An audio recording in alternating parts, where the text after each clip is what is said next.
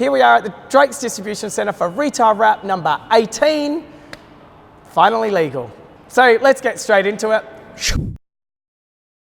Singles Day is China's equivalent of America's Black Friday or Cyber Monday. November 11 has been celebrated in Asia as Singles Day, and they're using November 11 as it's got 1111, which looks like a bunch of singles. In 2009, the retail giant Alibaba started marketing it as the best day of the year for sales. And in fact, in 2019, they created record sales, one of those being in 68 seconds, they did $1 billion online. At one point, Alibaba's computer system was processing 540,000 transactions per second.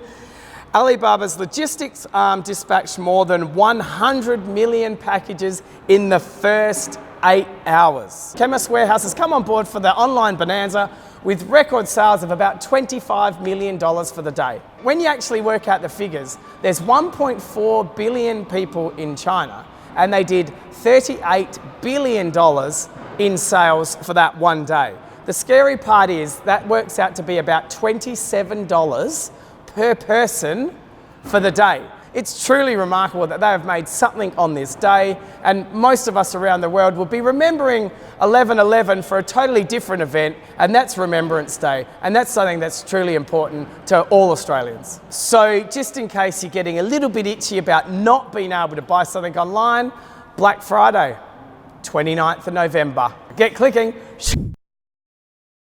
So here we are at the Drake's Distribution Centre, speaking to the warehouse manager, Aaron Strauss. Aaron. Hello. Obviously we're in week 8 of the project, and I'm assuming you've had some ups and downs with that. Yep. But before we get into that, what were you doing before you were a warehouse manager? I was a supermarket manager with Drake's as well. Managed quite a few of their stores. I can only guess that you were here for quite a period of time before the warehouse opened. Absolutely. What period of time was that? A good 12 months before we opened it up, working with the systems on a project team and then ultimately down here getting set up. So yeah. So very exciting times now. We're on week 8. We've obviously had some dramas along the way, and we've had some good days and some bad days. Yep. In your eyes, what do you think has been the biggest challenge that you've had so far? Look, outside of the usual new site and new people, I just don't think we ordered enough stock at the start. Okay, that's pretty simple. Yeah. There are some other dramas that occurred. Do you want to expand in some of the issues that we've encountered?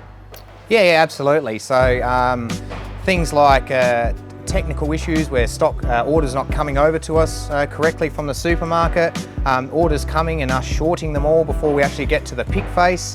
Then there's the coordination of trucks going out to the supermarkets, and understanding the end-to-end process and teaching a whole new workforce how we can all work together to get the best outcome. The morale of the staff seems quite good. Is there something a bit different about the culture within this warehouse that you haven't seen before? Absolutely. So we try to take a different angle to what you see in a lot of businesses, where we're more about telling people about what they can do rather than what they can't do. I walk around, I see the slogan, "This is how we do it here." Is that what they're embracing, and does that really make a difference with the culture?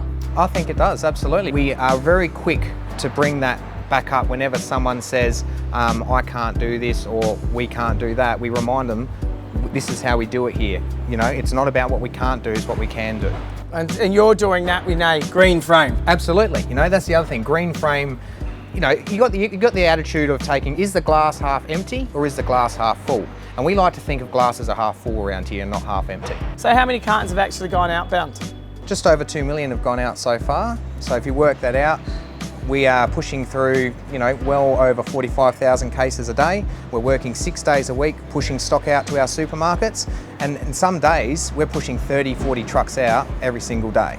So we've definitely noticed it in the stores that we had a couple of bad weeks where you could look at the stores and be like concerned. Yeah. And you know, our customers let us know that. Yep. And now we're going into the stores, you actually can't tell the difference. And for me, that's an exciting part. It's fair to say 95% of the suppliers have been fantastic. Absolutely. With getting stock into the warehouse. Yep. And I'll be honest with you, I didn't think I'd be in a situation where you're having problems trying to buy pallet loads of stock into a warehouse, but some suppliers just don't seem to get it. No.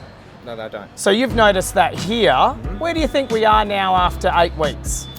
I think we're 80% improved in the vast majority of our suppliers. There's still some work to do in that space. I mean, every little thing makes a difference in this process. You know, the way it comes in, the amount that comes in, how often it comes in, that all has to be to a very strict schedule, and we are very, very close to being where we want to be in that space.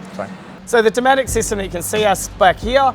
It's been one of the highlights of the warehouse. Absolutely. It's been on more than it's been off, and obviously there's lots of testing going on and refining and retuning. What sort of numbers are they picking out of that? On average, an operator can pick 600 an hour.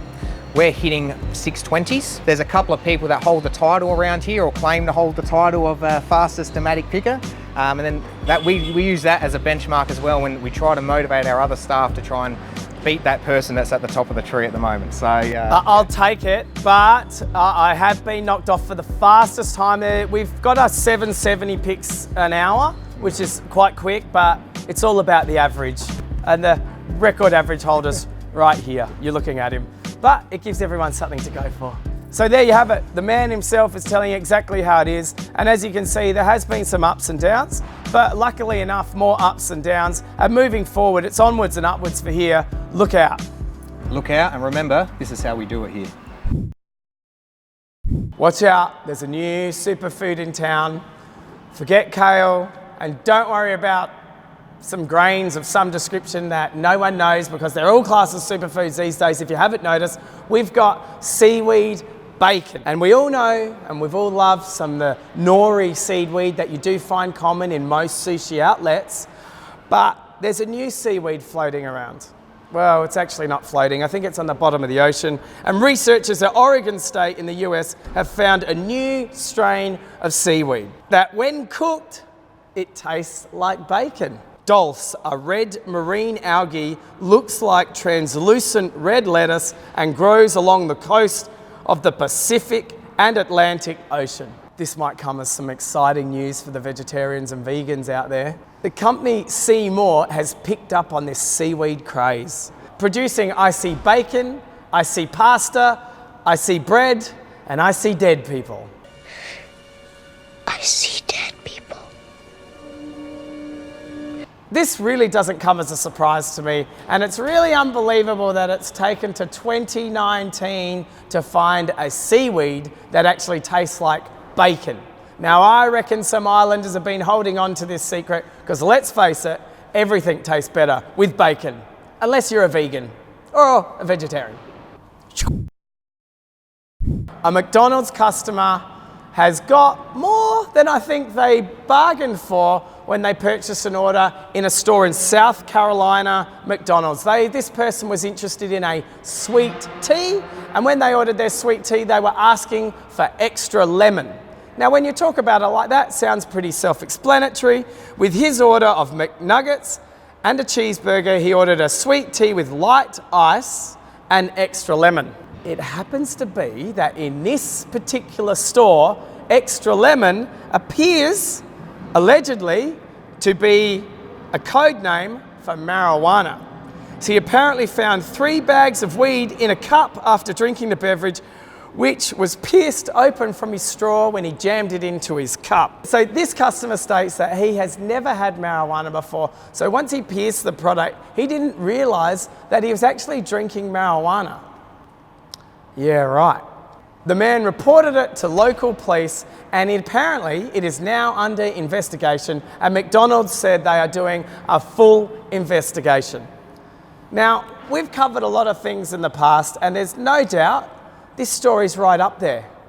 So is anyone keen for some Maccas with extra lemon?